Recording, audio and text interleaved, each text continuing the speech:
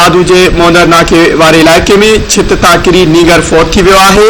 वारसनि मूजिब nigger आकाश शाहानी घर जी छित ते लॻड़ उॾाइण दौरान किरी ज़ख़्मी थी पियो, जंहिंखे ॻणती जोगी हालत में अस्पताल मुंतक़िल कयो वियो, जिते हुन दम धणी हवाले करे छॾियो आहे।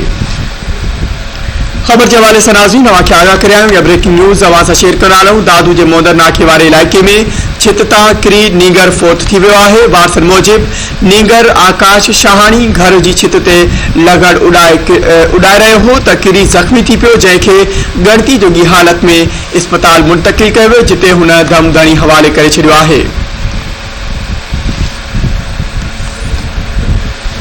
इन हवाले से वधिक तफ़सील मालूम कंदासीं। धरती टीवी दादू जो रिपोर्टर गौस झटियाल असां सां लाइन ते मौजूद है। जी गौस, अपडेट कजो, वधिक छा तफ़सील आहिनि?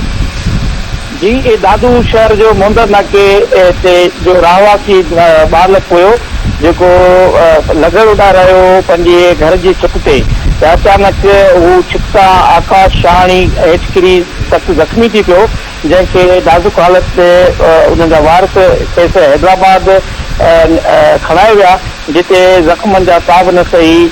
आकाश शाहानी पहुची वियो आहे। हीउ वाक़ियो दादू शहर जे मोंदर नाके में पेश आयो आहे ऐं दादू शहर जे ए सेक्शन थाणे जी हद में हीउ वाक़ियो पेश थियो आहे, जॾहिं त ॿारड़े खे जेको आहे मोड़ ॿधी ऐं वारसनि जॾहिं पंहिंजे घर जे थले ते रखियो त उन वक़्तु तमामु सोगवार माहौल हो ऐं पूरे इलाइक़े में रोक थी वियो।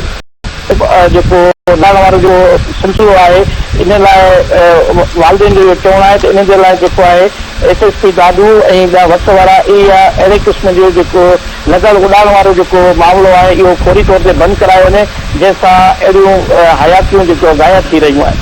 जी, उहो अपडेट करण लाइ अवां जी वॾी महिरबानी।